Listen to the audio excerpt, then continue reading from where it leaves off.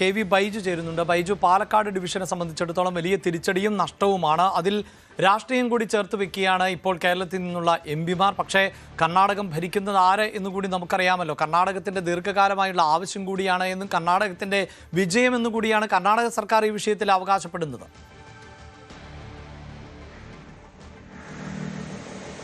അഭിലാഷ്, തീർച്ചയായും ഈ കേരളത്തെ സംബന്ധിച്ചിടത്തോളം, പ്രത്യേകിച്ച് പാലക്കാട് ഡിവിഷനെ സംബന്ധിച്ചിടത്തോളം നമുക്കറിയാം 2007 സേലം എന്ന് പറയുന്ന ഒരു ഡിവിഷനിൽ മാറുന്നു. അത് തന്നെ വലിയ തിരിച്ചടിയായിരുന്നു കേരളത്തിനുണ്ടായത്. അതിന് പുറമെയാണ് ഇപ്പോൾ മംഗളൂരു എന്ന് വെച്ചാൽ നേരത്തെ അഭിലാഷ് സൂചിപ്പിച്ചതുപോലെ തന്നെ പനമ്പൂർ ചരക്ക് ഗതാഗതത്തിൽ ഏറ്റവും കൂടുതൽ വരുമാനം കിട്ടുന്ന ഒരു സ്റ്റേഷനാണ്. ആ സ്റ്റേഷനാണ് ഇപ്പോൾ നഷ്ടപ്പെട്ടിരിക്കുന്നത്. ഇത് അഭിലാഷ് സൂചിപ്പിച്ചതുപോലെ ഇത് കർണാടക ഭരിക്കുന്നത് കോൺഗ്രസ് ആണെങ്കിലും ഇനി നിയമസഭാ തെരഞ്ഞെടുപ്പിന് ഏതാനും മാസങ്ങൾ മാത്രമാണ് കർണാടകയിലുള്ളത്. അതുകൊണ്ട് തന്നെ ബിജെപിയുടെ രാഷ്ട്രീയ നാടകം എന്നാണ് ഇപ്പോൾ കോൺഗ്രസ് ഇതിനെ പറയുന്നത്. മാത്രമല്ല, ഇതിനെതിരെ വലിയ പ്രതിഷേധം ഉയർത്താൻ ഇപ്പോൾ തീരുമാനിച്ചിട്ടുണ്ട്. തിരുവോണ ദിവസം പട്ടിണി കിടക്കാൻ തീരുമാനിച്ചിട്ടുണ്ട്. അതായത് രാവിലെ 10 മുതൽ വൈകിട്ട് 6 വരെ എംപിമാർ പട്ടിണി കിടന്ന് സമരം. ഇനി അതല്ലെങ്കിൽ ഡൽഹിയിൽ വലിയ പ്രക്ഷോഭം നടത്തും എന്നാണ് രാജ്മോഹൻ ഉണ്ണിത്താൻ ഉൾപ്പെടെ പറയുന്നത്. എന്തായാലും കേരളത്തെ സംബന്ധിച്ചിടത്തോളം, അത് പ്രത്യേകിച്ച് മലബാറിനെ റെയിൽവേ യാത്രക്കാരെ സംബന്ധിച്ചിടത്തോളം വലിയ തിരിച്ചടിയാണ്. പുതിയ റെയിൽവേ വികസനങ്ങൾ, അതായത് പുതിയ ട്രെയിനുകൾ അനുവദിക്കുന്നത് സംബന്ധിച്ച് വലിയ പ്രതിസന്ധി ഉണ്ടാകും.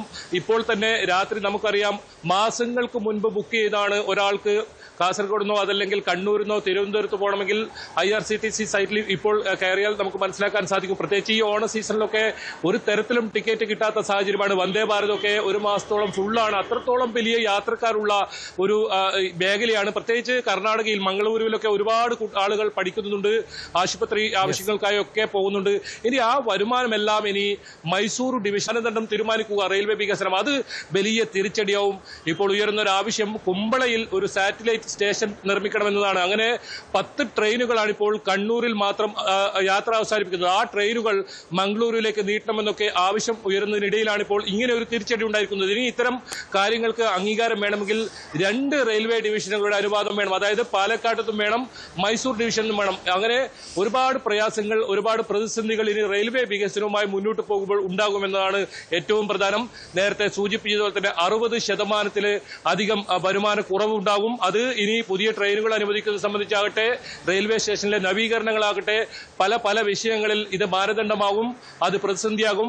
വലിയ തോതിലുള്ള വികസന മുരടിപ്പിലേക്ക് ഇത് പോകുന്ന സാഹചര്യം ഉണ്ടാകും. നേരത്തെ പറഞ്ഞതുപോലെ തന്നെ സേലം നമുക്ക് നഷ്ടമാകുന്നു. അതിന് തൊട്ടു പിന്നാലെ മംഗളൂരു ഇപ്പോൾ നഷ്ടപ്പെട്ടിരിക്കുന്നു. മംഗളൂരിൽ നിന്നാണ് മിക്ക ട്രെയിനുകളും, മലബാറായാലും മാവേലി ആയാലും മിക്ക ട്രെയിനുകളെല്ലാം യാത്ര പുറപ്പെടുന്നത് മംഗളൂരിൽ നിന്നാണ്. ഇതെല്ലാം ഇനി മൈസൂർ ഡിവിഷന്റെ കീഴിലാകും. ഒരു EQ റിലീസ് ചെയ്യണമെങ്കിൽ പോലും, ഒരു അത്യാവശ്യത്തിന് യാത്ര ചെയ്യണമെങ്കിൽ പോലും ഇനി അത് കർണാടകയിൽ നിന്നുള്ള, മൈസൂരിൽ നിന്ന് ഡിവിഷനിൽ നിന്നുള്ള അനുവാദം വേണ്ടിവരും. അങ്ങനെ പല വിഷയത്തിൽ ഇത് വലിയ പ്രതിസന്ധി ഉണ്ടാക്കും. ഏതായാലും വലിയ പ്രതിഷേധം ഇതിനെതിരെ വരും ദിവസങ്ങളിൽ ഉയരും. കാരണം പ്രത്യേകിച്ച് മലബാർ മേഖലയോട്, കാസർഗോഡ് മേഖലയോട് വലിയ അവഗണന നേരത്തെ തന്നെ ഉണ്ട്. അത് ട്രെയിനുകൾ അനുവദിക്കുമ്പോൾ പോലും ഒരു ഘട്ടത്തിൽ വന്ദേ ഭാരത് പോലും കണ്ണൂർ വരെ മാത്രം മതി യാത്ര, കാരണം അതിനപ്പുറം കളക്ഷൻ ഇല്ല എന്നാണ് പറഞ്ഞത്. അങ്ങനെ സാങ്കേതിക കാരണങ്ങളാണ് റെയിൽവേയുടെ പല വികസനങ്ങൾക്കും മാനദണ്ഡമാകുക. അതിനെല്ലാം വലിയ തിരിച്ചടിയായിരിക്കും. ഷൊർണൂർ ഡിവിഷനിൽ നിന്നും ഇപ്പോൾ മംഗളൂരു മുതൽ ഉള്ളാൾ വരെയുള്ള പ്രദേശങ്ങൾ മൈസൂർ ഡിവിഷനിലേക്ക് മാറിയതുമായി ബന്ധപ്പെട്ട തീരുമാനം. ഏതായാലും ഈ തീരുമാനം പിൻവലിക്കണമെന്നൊരാവശ്യം ഉയരുന്നുണ്ട്. അതോടൊപ്പം ഈ ഒരു പുതിയ ട്രെയിനുകൾ അനുവദിക്കുന്നത് സംബന്ധിച്ച്, അതല്ലെങ്കിൽ കണ്ണൂരിൽ നേരത്തെ പറഞ്ഞതുപോലെ തന്നെ 10 ട്രെയിനുകൾ കണ്ണൂരിൽ ജനശതാബ്ദി ഉൾപ്പെടെ അവസാനിപ്പിക്കുന്നു. അത് മംഗളൂരുവിലേക്ക് നീട്ടണമെന്ന ആവശ്യം ഉയരുന്നു. കാരണം അത്രത്തോളം യാത്രക്കാരാണ് ഇപ്പോൾ റെയിൽവേ ആശ്രയിക്കുന്നത്. സാധാരണക്കാരൊക്കെ ആശ്രയിക്കുന്ന ഒരു മേഖലയാണ്. പുതിയ ട്രെയിനുകൾ അനുവദിക്കാതെ നാളുകളായി. ഇപ്പോൾ വന്ദേ ഭാരത് ആകട്ടെ, അത് സ്റ്റോപ്പ് കുറവായതുകൊണ്ട് തന്നെ സാധാരണക്കാർക്ക്, അല്ലെങ്കിൽ ചെറിയ ദിവസവും യാത്ര ചെയ്യുന്നവർക്ക് ആ ട്രെയിനിനെ ആശ്രയിക്കാൻ കഴിയാത്ത സാഹചര്യമുണ്ട്. അതുകൊണ്ട് തന്നെ ഇതിൽ വികസനം എന്നത് സംബന്ധിച്ച് ഇനി വലിയ കരിനിഴൽ വീഴുന്ന രീതിയിലായിരിക്കും ഇനി ഉണ്ടാവുക. ചുവപ്പ് നാടിയിൽ കുരുങ്ങി ഇത്തരത്തിൽ വലിയ പ്രതിസന്ധികളും പ്രശ്നങ്ങളും ഉണ്ടാവും എന്ന് തന്നെയാണ് പറയുന്നത്. ഏതായാലും തിരുവോണ ദിവസം ഇതിന്റെ പ്രതിഷേധം ആരംഭിക്കുകയായി.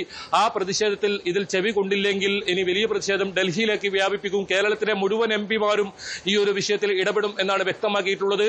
അതോടൊപ്പം ശക്തമായ പ്രക്ഷോഭം, ഒരു ജെൻസി മോഡൽ പ്രക്ഷോഭത്തിന് വരെ വേണമെങ്കിൽ ഒരുങ്ങുമെന്നാണ് രാജ്മോഹൻ ഉണ്ണിത്താൻ MP ഉൾപ്പെടെ ഉള്ളവർ പറയുന്നത്. കാരണം അത്രത്തോളം വലിയ പ്രയാസമുണ്ടാകും, പല മേഖലകളിൽ നിന്നുള്ള പ്രതിഷേധമുണ്ടാകും. ഒരു ട്രെയിൻ കാസർഗോഡ് നിന്നും ആരംഭിക്കുന്നില്ല എന്ന് കേട്ടപ്പോൾ തന്നെ വലിയ പ്രതിഷേധം ഉയർന്നതാണ്. അപ്പോഴാണ് ഇങ്ങനെ ഒരു തീരുമാനം വരുന്നത്. എന്തായാലും ഈ തീരുമാനം കർണാടകയിലെ BJPയുടെ ഇനി വരുന്ന തെരഞ്ഞെടുപ്പ് ലക്ഷ്യമിട്ടുകൊണ്ട് നേട്ടമുണ്ടാക്കാൻ വേണ്ടിയാണെന്ന ഒരു ആക്ഷേപം ഉയർന്നിട്ടുണ്ട്. ഇത് ഏതെങ്കിലും തരത്തിൽ ഒരു ചർച്ചയോ അല്ലെങ്കിൽ MP-മാരോ ഒന്നും അറിയാതെയാണ് ഇങ്ങനെ ഒരു തീരുമാനമെന്നും പറയുന്നുണ്ട്. വലിയ പരാതിയാണ് ഇതിനെതിരെ ഉയരുന്നത്. ബൈജുവിലേക്ക് എത്താം. കൂടുതൽ വാർത്തകൾക്ക് News 18 Keralam YouTube channel subscribe ചെയ്യുക.